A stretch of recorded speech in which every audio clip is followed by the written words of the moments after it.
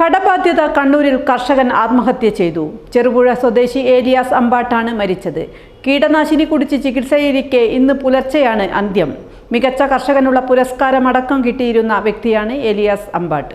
കണ്ണൂരിലെ സ്വകാര്യ ആശുപത്രിയിൽ ഗുരുതരാവസ്ഥയിൽ ചികിത്സയിലായിരുന്നു ഏലിയാസ്. മികച്ച പച്ചക്കറി കൃഷി കർഷകനുള്ള അവാർഡ് ലഭിച്ചിട്ടുണ്ട്. സാമ്പത്തിക ബാധ്യതയുണ്ടായിരുന്നു. 40 ലക്ഷത്തോളം കടം ഉണ്ടായിരുന്നതായാണ് ഇദ്ദേഹത്തിൻ്റെ സഹോദരൻ വർക്കി പറയുന്നത്. 12 ഏക്കർ സ്ഥലം പാട്ടത്തിനെടുത്തായിരുന്നു കൃഷി. ഏലിയാസ് 35 വർഷമായി പച്ചക്കറി കർഷകനായിരുന്നു. 12 ഏക്കറിൽ പാവൽ, വാഴ, പയർ, പടവലം, വെണ്ട തുടങ്ങിയവയാണ് കൃഷി ചെയ്യുന്നത്. വിളയുടെ വിലക്കുറവും പ്രതിസന്ധിയിലാക്കിയതും കഴിഞ്ഞ വർഷം കൃഷിനാശമുണ്ടായതും പ്രതിസന്ധിയായെന്ന് ഏലിയാസിന്റെ സഹോദരൻ പറയുന്നു.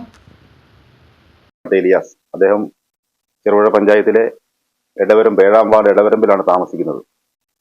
അദ്ദേഹം പതിറ്റാണ്ടുകളായി പച്ചക്കറി കൃഷി നടത്തി വരുന്ന ഒരു മികച്ച കർഷകനാണ്. അദ്ദേഹം ഭൂമി പാട്ടത്തിനെടുത്താണ് കൃഷി ചെയ്യാറ്.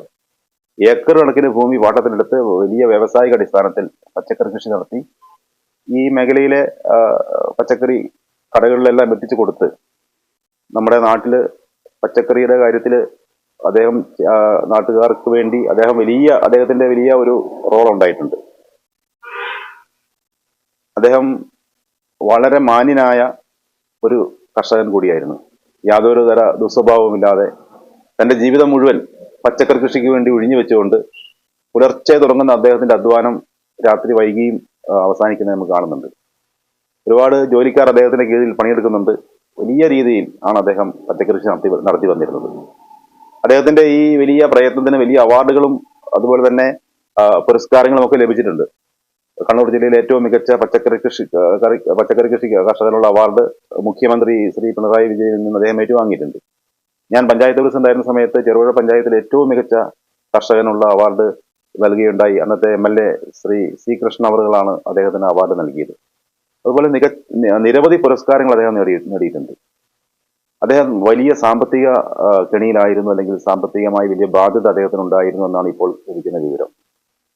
പച്ചക്കറി കൃഷി ലാഭകരമല്ല അദ്ദേഹത്തെ സംബന്ധിച്ച്. കാരണം ആദ്യ വിളയെടുത്തു കഴിഞ്ഞാൽ പിന്നെ രണ്ടാമതൊരു വിളവ് പച്ചക്കറിയിൽ നിന്ന് ലഭിക്കുന്നില്ല. ആദ്യത്തെ പച്ചക്കറി നട്ടു, അതിന്റെ ആദ്യത്തെ വിളവെടുത്തു, പിന്നെ സെക്കൻഡ് സ്റ്റെപ്പ് അദ്ദേഹത്തിന് ലഭിക്കുന്നില്ല എന്നാണ് അദ്ദേഹം. അപ്പോൾ നശിച്ചു പോവുകയാണ്.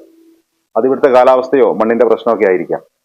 അതുകൊണ്ട് തന്നെ അദ്ദേഹത്തിന് മുടക്കുമുതൽ പലപ്പോഴും കിട്ടാറില്ല. എങ്കിലും അദ്ദേഹം ഈ മേഖലയിൽ നിന്ന് പിൻവാങ്ങിയിട്ടില്ല.